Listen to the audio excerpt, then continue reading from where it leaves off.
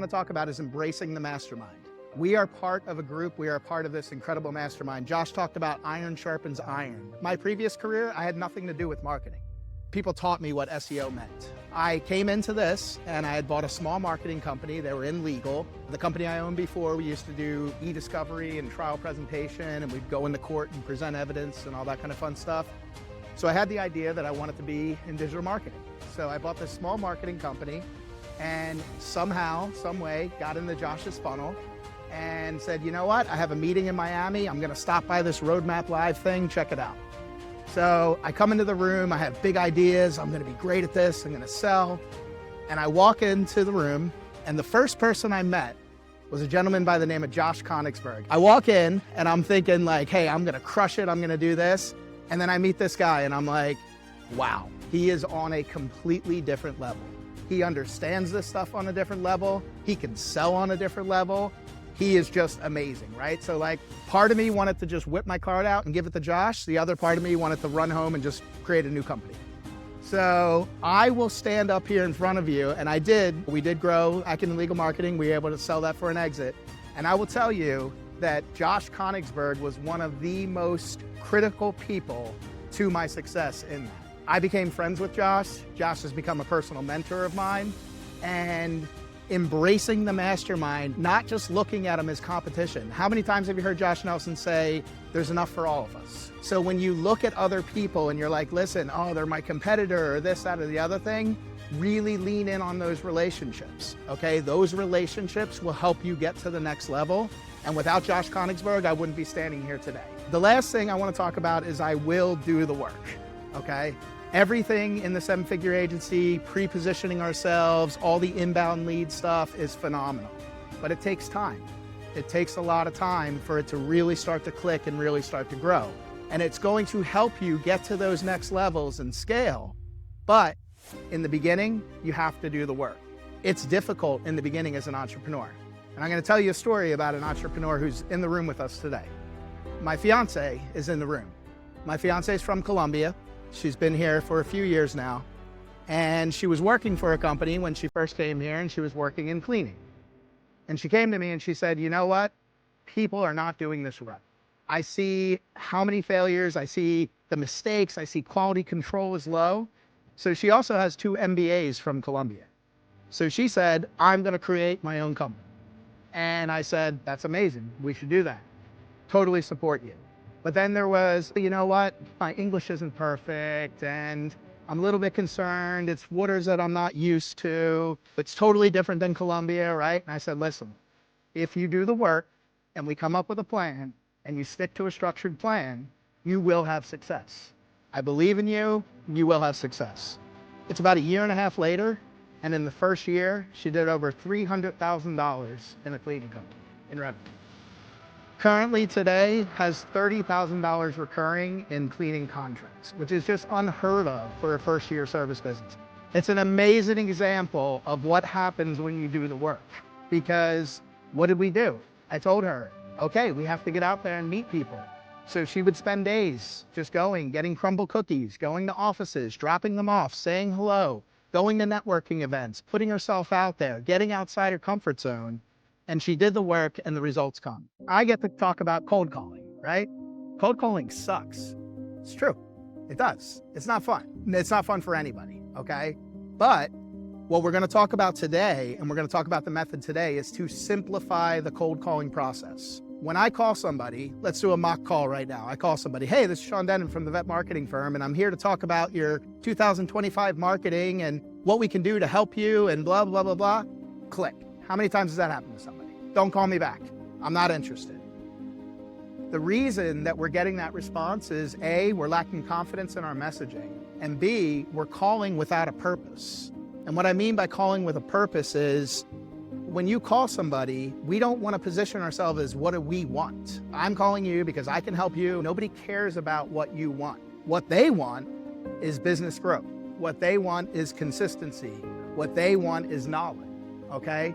So when we cold call with a purpose, we are calling them with an intention. We are calling them to share knowledge, to share a point of value, to invite them to a webinar, to talk about a podcast that we have.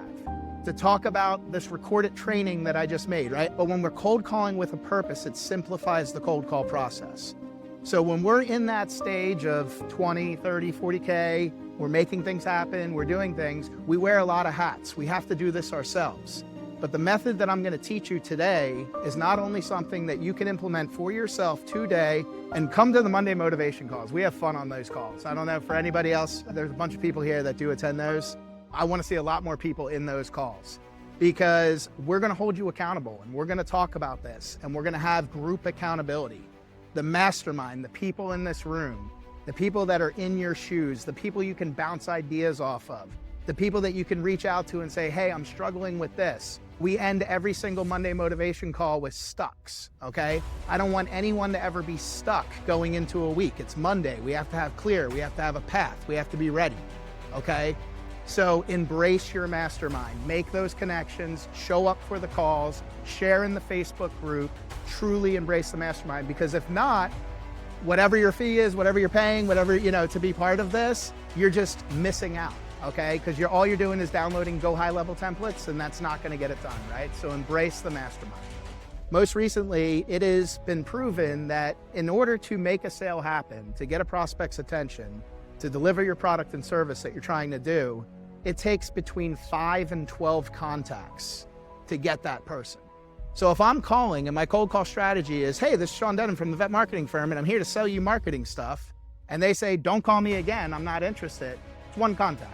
I just lost that, right? What's my reason to call back? Why am I gonna if I call back, now you're the annoying guy, now you get on the block list, right? So we don't want that to happen.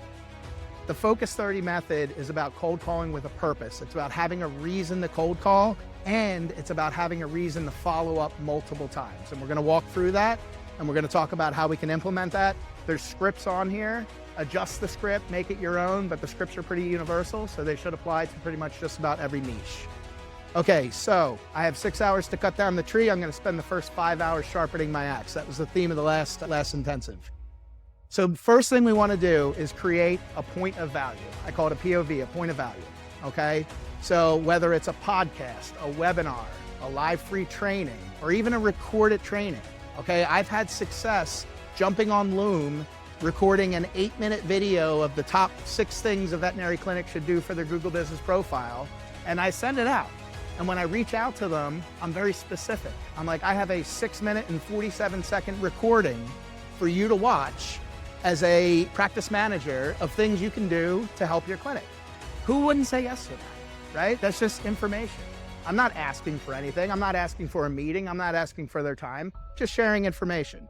So the first thing that we want to do is the point of value. Now, 2 things on this. Number 1, there is great templates for webinars. Webinars work, okay? Every single successful 7-figure agency that has grown to the Titan level, and there's new levels I've just even learned about. And to get to those levels, you have to do webinars. Webinars work, super important, okay? I'm gonna give you a little hack for webinars because I recently won a bet for a really nice bottle of wine, actually. There's a lot of good templates in the 7-figure agency to swipe and deploy, right? Take them, change them up a little bit and do that. But sometimes people are like, I want to make the content a little bit different. I want to make it varied. ChatGPT is your best friend. So I'll tell you a story. I'm coaching a client and I'm like, listen, why are you not doing webinars yet? We've talked about this. I've been coaching you for 6 months. Every other week you're like, I'm going to do it. And you just haven't done it. And I hear time, right? I'm busy.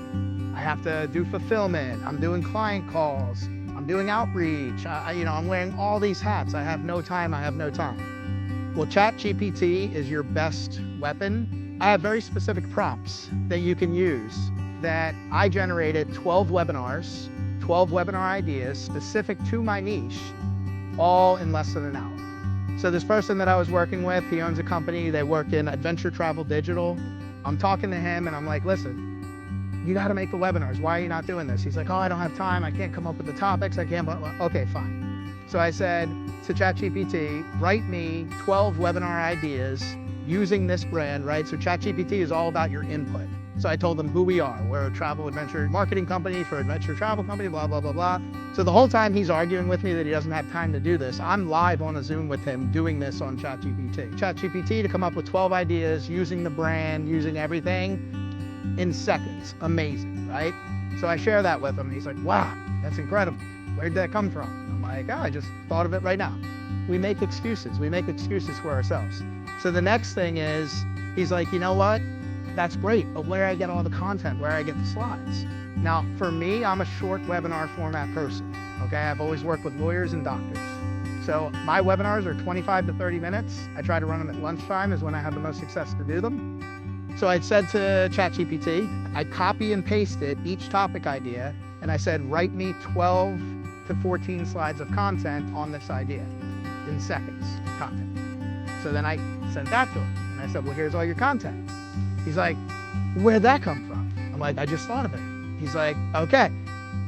So then he's like, well, now, like, where do I put the stuff on? And I'm like, Canva, right? Just make a simple Canva template and implement. The point of the story is, don't let things like, oh, I have to come up with this complex webinar strategy, or I have to do this, I have to do that, get in the way of your progress. One of the most viewed and most picked up and like leads generated was when I blasted, I think, 10,000 practice managers, a 6-minute and 47-second video on what practice managers can do to improve their veterinary clinic's position in Google Maps. Top 6 things. One of the biggest lead generation things. I did it in one take.